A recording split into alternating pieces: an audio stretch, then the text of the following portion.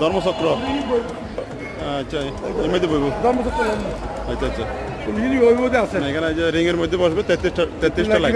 এটা দিত আমাদের চট্টগ্রাম বৌদ্ধ মন্দিরে আগামীকাল আকাশ প্রদীপ বসানোর কাজ চলমান। এখানে 33টা মোট লাইট বসানো হবে। নিচ থেকে 9, 8, 7, 5, 4 এটা চুলমনির উদ্দেশ্যে এই পূজাটা করা হয়। 14 চিপর দান আজকেই শেষ, আগামীকাল থেকেই শুরু হবে।